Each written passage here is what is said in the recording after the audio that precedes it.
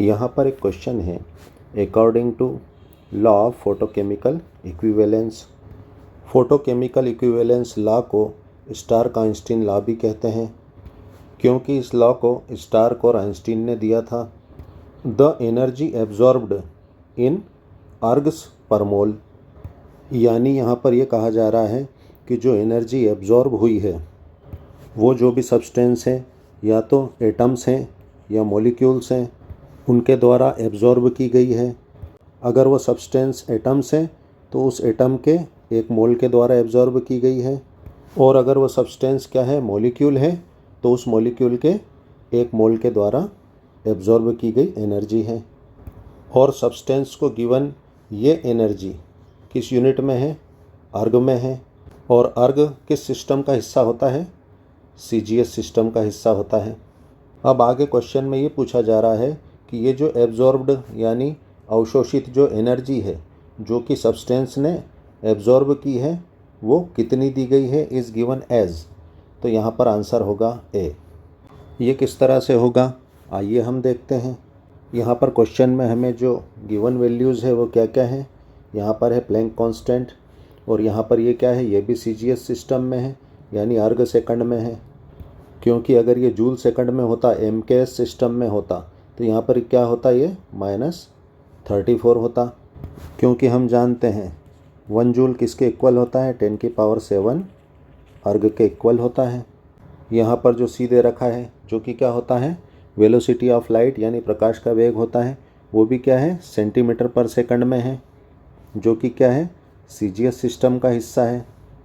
क्योंकि अगर ये मीटर पर सेकंड होता है तो ये क्या होता, MKS सिस्टम होता, और इस कंडीशन में यहाँ पर क्या होता है, 10⁸ होता। क्योंकि हम जानते हैं 1 मीटर में क्या होते हैं, 100 सेंटीमीटर होते हैं। यानी यहाँ पर हमें किसी भी यूनिट को चेंज करने की कोई ज़रूरत नहीं है। और यहाँ पर Na दे रखा है जो कि क्या है, एवोगैड्रो नंबर है। हम जानते हैं 6.02 × 10⁻23 पर मोल। क्योंकि अगर ये सब्सटेंस एक एटम है तो हम जानते हैं एटम के एक मोल में जो नंबर ऑफ एटम्स होते हैं वो क्या होते हैं, एवोगैड्रो नंबर के बराबर होते हैं। और अगर ये सब्सटेंस मॉलिक्यूल है तो हम जानते हैं मॉलिक्यूल के एक मोल में नंबर ऑफ मॉलिक्यूल्स कितने होते हैं, 6.02 × 10⁻23 मोल्स होते हैं। मैंने यहाँ पर इलेक्ट्रोमैग्नेटिक रेडिएशन के इलेक्ट्रोमैग्नेटिक स्पेक्ट्रम को उनके बढ़ते हुए यानी इंक्रीजिंग वेवलेंथ के ऑर्डर में सेट किया है। यहाँ पर लैम्बडा इन रेडिएशंस के वेवलेंथ को शो करता है, जो कि क्या है, लेफ़्ट टू राइट बढ़ रही है। यानी सबसे कम वेवलेंथ किसकी होगी, गामा रे की होगी, उससे ज़्यादा होगी एक्सरे की, उससे ज़्यादा अल्ट्रावायलेट लाइट की। इस तरह से यहाँ पे लेफ़्ट टू राइट जो है वेवलेंथ बढ़ रही है। इसीलिए हम कहते हैं कि जो वायलेट कलर है उसकी वेवलेंथ कम और रेड कलर की वेवलेंथ ज़्यादा होती है। क्योंकि हम जानते हैं हमारा जो विजिबल लाइट होता है, जो आँखों से दिखता है, उसमें हमारे 7 कलर्स होते हैं, जिसको हम विबग्योर कहते हैं। अब हमारी प्लैंक इक्वेशन क्या कहती है, E = hν।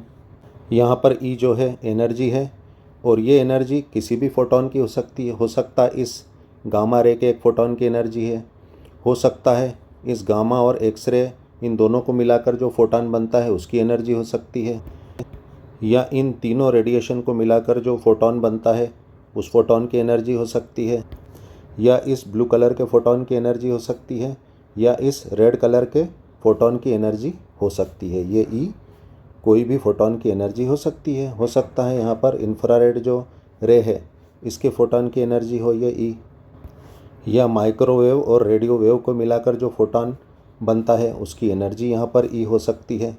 यानी यहाँ पर इस ई एनर्जी को कभी भी फिक्स ना समझा जाए। हम जिस क्वेश्चन को हल करेंगे हम उसकी एनर्जी को यहाँ पर रख सकते हैं, यानी गिवन फोटोन की एनर्जी हम यहाँ पर इस ई की जगह रख सकते हैं। यानी हम यहाँ पर ये कह सकते हैं कि जो फोटोन है यहाँ पर किसी एक रेडिएशन या अलग अलग रेडिएशंस की एनर्जी का एक पैकेट होता है, और इस पैकेट को हम क्या कहते हैं, फोटोन कहते हैं। फोटोन को हम क्वांटम भी कहते हैं। क्वांटम यानी सिर्फ एक पैकेट। और जब ये एनर्जी के पैकेट्स बहुत सारे होते हैं तब हम इन्हें क्या कहते हैं, फोटॉन्स कहते हैं या क्वांटा कहते हैं। क्वांटा जो है क्वांटम का प्लूरल है, बहुवचन है। हमने यहाँ पर फोटॉन की एक छोटी सी जानकारी ली। यहाँ पर ये जो प्लैंक इक्वेशन है इसमें जो h है ये क्या है, प्लैंक कांस्टेंट है। इसकी वैल्यू हमें क्वेश्चन में दे रखी है। यहाँ पर न्यू जो है ये किसी भी रेडिएशन, चाहे गामा हो, एक्सरे हो, अल्ट्रावायलेट हो या कोई भी फोटॉन हो या इन रेडिएशंस का मिक्सचर हो, उसकी ये फ्रीक्वेंसी होती है। या हम यूँ कह सकते हैं कि ये न्यू जो है अलग अलग फोटॉन्स की क्या है, फ्रीक्वेंसी होती है।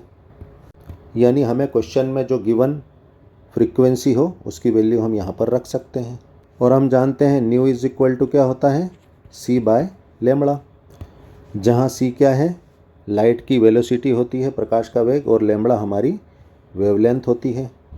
यानी यहाँ पर फार्मूले से पता चल रहा है कि लेमड़ा जो है क्या है, फ्रीक्वेंसी की इन्वर्सली प्रोपोर्शनल होती है, व्युत्क्रमानुपाती होती है।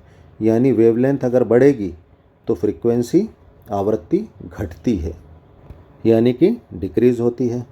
इसका मतलब इन रेडिएशंस की वेवलेंथ लेफ़्ट टू राइट बढ़ रही है तो इसकी फ्रीक्वेंसी जो है राइट टू लेफ़्ट बढ़ेगी, इंक्रीज़ होगी। यानी इस हिसाब से अगर हम देखें तो गामा रे की फ्रीक्वेंसी सबसे ज़्यादा होगी और रेडियो वेव की वेवलेंथ सबसे ज़्यादा होगी। यहाँ फॉर्मूले में अगर हम देखें तो यहाँ पर जो है फ्रीक्वेंसी जो है एनर्जी के क्या है, प्रोपोर्शनल है, यानी समानुपाती है। इसका मतलब जिस रेडिएशन की फ्रीक्वेंसी ज़्यादा होगी उसकी एनर्जी भी ज़्यादा होगी। यानी यहाँ पर गामा रे की एनर्जी सबसे ज़्यादा होगी और रेडियो वेव की एनर्जी सबसे कम होगी।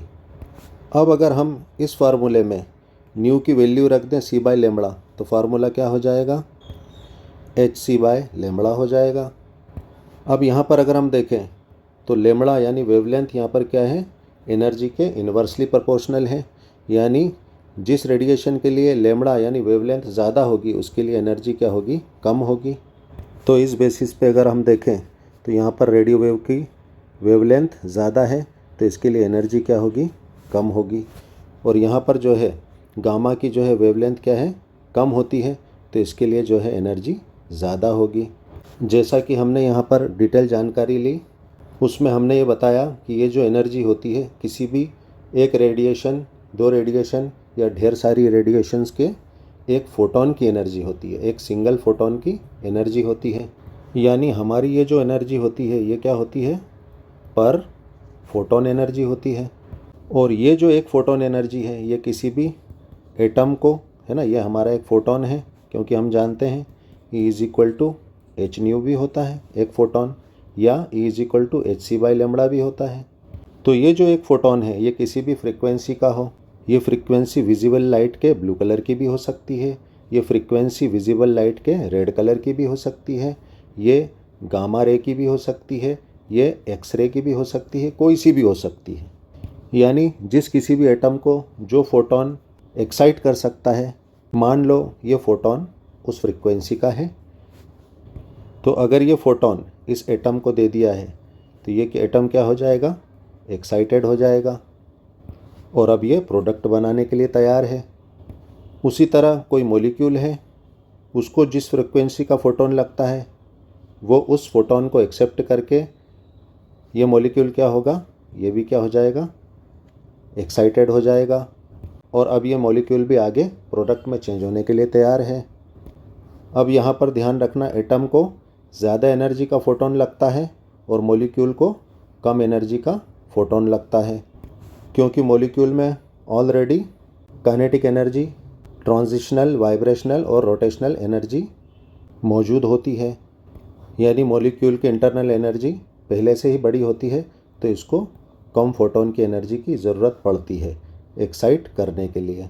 अब सीधी सी बात है, एक एटम को एक फोटॉन एनर्जी लगती है, एक मॉलिक्यूल को एक फोटॉन एनर्जी लगती है, तो सीधी सी बात है अगर ये एटम एक मोल एटम हुआ तो इसे क्या होगा, एक मोल फोटॉन की एनर्जी लगेगी।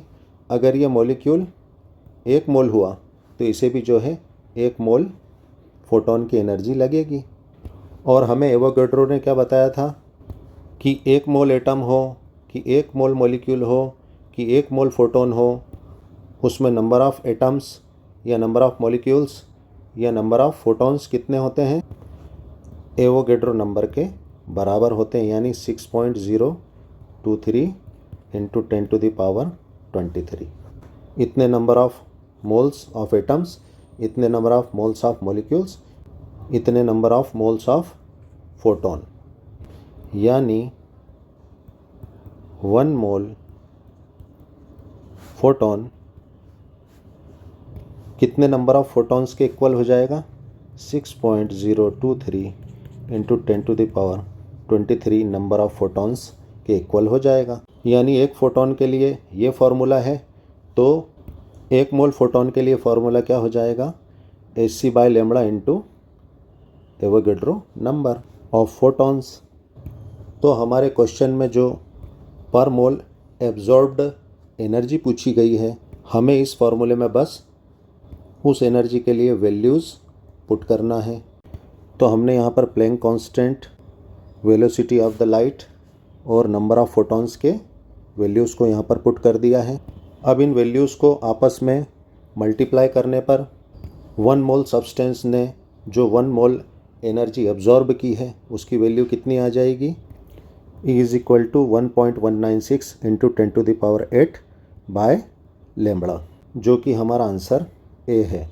Thanks for watching. वीडियो को लाइक कर देना, फटाफट सब्सक्राइब करो।